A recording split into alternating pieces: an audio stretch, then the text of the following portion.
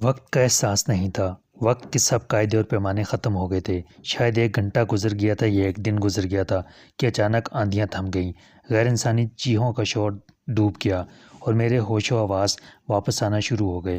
میں نے آنکھیں کھول دیں، میرے چاروں طرف اندھیرا ہی اندھیرا تھا۔ مجھے محسوس ہوا کہ میں زمین پر بالکل سیدھا لیٹا ہوا ہوں۔ میرے نیچے ٹھنڈی زمین تھی، میری آنکھیں کھلی تھیں مگر میرا جسم بے حس تھا۔ میں نے ہاتھ پیر ہلانے کی کوشش کی مگر نہ ہلا سکا۔ میرے ذہن نے پوری طرح کام کرنا شروع کر دیا۔ میں سمجھ گیا کہ مجھے اس قاتل کے مردہ جسم کو، جس کی جگہ مجھے پھانسی دی گئی ہے، قبر میں دفن کر دیا گیا ہے۔ مجھے اپنی آنکھوں کے ارد گرد چونٹیاں رینگتی محسوس ہوئیں۔ میں نے گھبرا کر آنکھیں بند کر لیں۔ چونٹیاں میرے بند پپوٹوں کو کاٹنے لگیں۔ درد کی شدت سے میری چیخ نکل گئی۔ میں نے ہاتھ سے چونٹیوں کو ہٹانا چاہا لیکن وہ میرا ہاتھ نہیں تھا، وہ مردے کا ہاتھ تھا، مرا ہوا ہاتھ تھا۔ اس نے کوئی حرکت نہ کی۔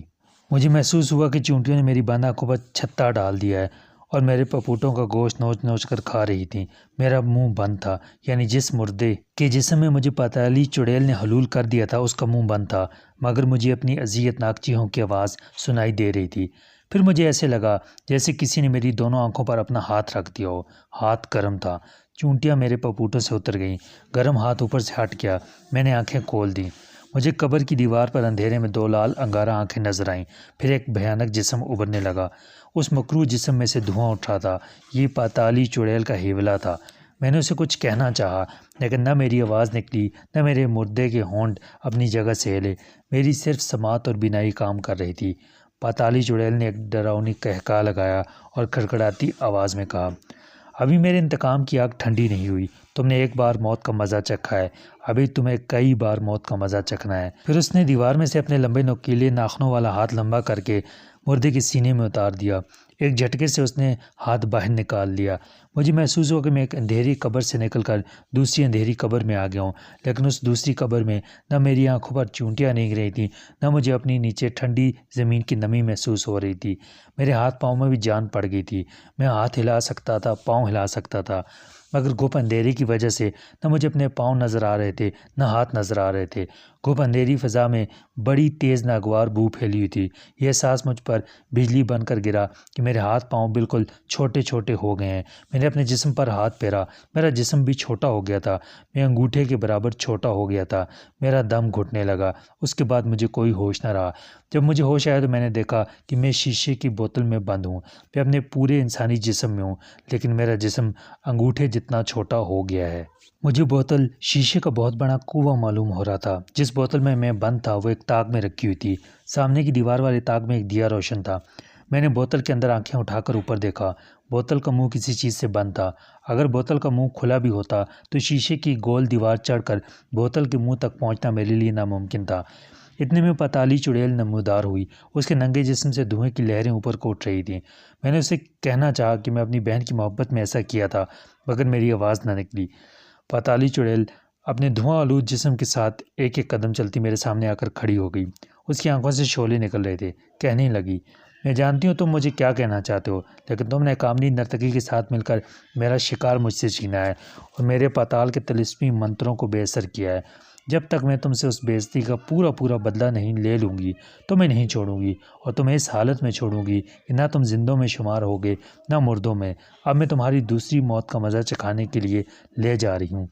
یہ کہہ کر پتالی چڑیل نے بوتل کا ڈھکنا کھول کر اپنے نوکیلے ناخنوں والی 2 انگلیاں بوتل کے اندر ڈالیں اور مجھے بوتل سے نکال کر اپنی مٹھی میں بند کر لیا۔ میں ایک بار پھر گھپ اندھیرے میں تھا۔ پتالی چڑیل کی بند مٹھی کی انگلیوں کے درزوں میں سے تیز ہوائیں اندر آنے لگیں جیسے وہ ہوا میں اڑی چلی جا رہی ہو۔ شاید یہ رات کا وقت تھا کیونکہ اس کی انگلیوں کی درزوں میں سے کوئی روشنی بند مٹھی میں نہیں آ رہی تھی۔ میں چڑیل کی ناگوار تیز بو والی بند مٹھی میں گھٹنے اپنے سینے سے لگائے بیٹھا اپنی بدقسمتی پر آنسو بہا رہا تھا۔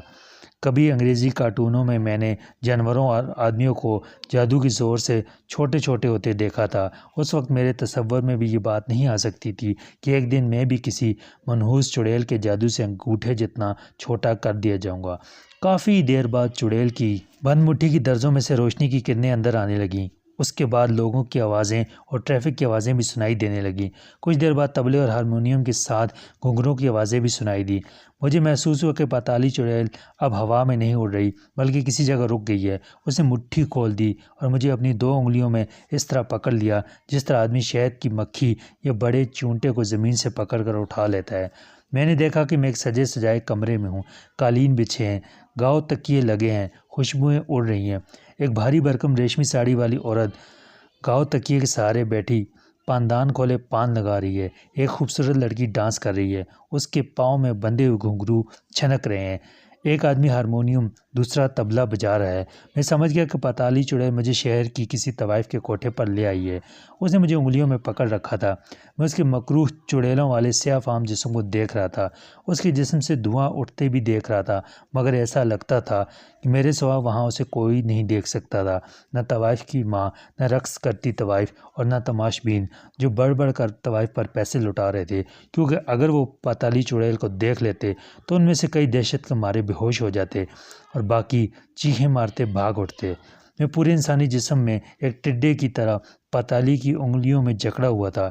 پتالی نے اپنی خشک اور کھڑکھڑاتی آواز میں مجھ سے مخاطب ہو کر کہا، اس تماشبین کو غور سے دیکھو جس نے سلک کا کرتا پہن رکھا ہے اور گلے میں سونے کی زنجیر سی ہے۔ میں سب لوگوں کو دیکھ رہا تھا، مجھے سب انسان اسی طرح نظر آ رہے تھے جس طرح میں اپنے نارمل قد کاٹ میں دیکھا کرتا تھا۔ میں نے سلک کے کرتے والے اس آدمی کو دیکھا جس کو دیکھنے کے واسطے مجھے پتالی نے حکم دیا تھا۔ یہ موٹی توند والا پکی عمر کا تماشبین تھا، کانوں میں مندریاں تھیں جیسا کہ بعض شوقین ہندو پہنا کرتے ہیں۔ اس نے اپنے آگے نوٹوں کی گڈیاں رکھی ہوئی تھی اور مجرا کرتی طوائف پر نوٹ نچھاور کر رہا تھا۔ دوسرے تماشبین بھی روپے نچھاور کر رہے تھے، مگر سلکی قمیض والا تماشبین چونکہ 10 اور 50 روپے کے نوٹ نچھاور کر رہا تھا، اس لیے طوائف زیادہ تر اسی کے پاس جاتی تھی اور مجرا کرتے ہوئے آگے بڑھ کر اس کا منہ بھی چوم لیتی تھی۔ پتالی چڑیل نے کہا، ریشمی قمیض والا یہ تماشبین تھوڑی دیر بعد یہاں قتل کر دیا جائے گا۔ میں نے چیخ کر کہا، مگر تم مجھے یہاں کس لیے لائے ہو؟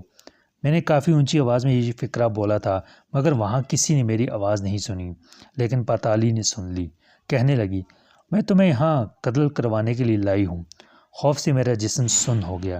پتالی نے کہا، میں تمہیں اس تماشبین کے جسم میں داخل کر دوں گی جسے تھوڑی دیر بعد یہاں قتل ہونا ہے۔ اس طرح سے قتل یہ تماشبین ہوگا، لیکن قتل ہونے کی تکلیف تم اٹھاؤ گے۔ میں نے پتالی سے رحم طلب انداز میں کہا، پتالی مجھے معاف کر دو، مجھ سے غلطی ہو گئی تھی کہ میں اپنی بہن کو تمہارے عذاب سے نجات دلانے کے لیے کامنی نرتکی کے پاس چلا گیا۔ چڑیل پتالی نے جیسی میری بات بالکل نہیں سنی تھی، اس نے الٹا مجھ سے سوال کیا، کیا زندگی میں کبھی تم پر کسی نے گولی چلائی ہے؟ اگر نہیں چلائی تو آج اس کا مزہ چکھ لو، اب میں تمہیں قتل ہونے والے تماشبین کے جسم میں داخل کر رہی ہوں۔ پتالی چڑیل کی وہاں نہ تو کوئی آواز سن رہا تھا، نہ وہ وہاں کسی کو نظر آ رہی تھی۔ طوائف اسی طرح مجرا کر رہی تھی اور تماشبین اسی طرح داد دے رہے تھے اور نوٹ نچھاور کر رہے تھے۔ پتالی چڑیل نے ایک بھیانک قہقہ لگا کر اپنی چیخ نما ڈراؤنی آواز میں کوئی منتر پڑھا اور مجھے اپنی مٹھی میں بند کر لیا۔ اس کے ساتھ ہی مجھے ایک ہلکا سا جھٹکا لگا اور میری آنکھیں اپنے آپ بند ہو گئی۔ جب میں نے آنکھیں کھولی تو میں طوائف کا مجرا دیکھ رہا تھا۔ میرا اپنا جسم قتل ہونے والے تماشبین کے جسم میں تحلیل ہو گیا تھا۔ تماشبین طوائف پر نوٹ پھینکتا تو مجھے محسوس ہوتا کہ میں نوٹ پھینک رہا ہوں۔ وہ اپنے آگے رکھے ہوئے گلاس میں سے شراب پیتا تو مجھے محسوس ہوتا کہ میں شراب پی رہا ہوں۔ تماشبین گانا سنتے ہوئے سر ہلا کر جھومتا تو مجھے محسوس ہوتا کہ میں سر ہلا کر جھوم رہا ہوں۔ تماشبین کو ایک لمحے کے لیے بھی محسوس نہیں ہو رہا تھا کہ اس کے جسم میں کسی دوسرے کی روح حلول کر گئی ہے، لیکن مجھے پوری شدت سے محسوس ہو رہا تھا کہ تماشبین کے اندر ہوں اور اس کا جسم میرا جسم بن چکا ہے۔ اس کا مطلب یہ تھا کہ تماشبین قتل ہوگا تو قتل ہونے کے عذاب سے میں گزروں گا، یہ نہیں گزرے گا۔ چڑیل کا یہی مقصد تھا اور مجھے اس اذیت کا مزہ چکھانے کے لیے اس نے مجھے اس کے جسم میں داخل کر دیا تھا۔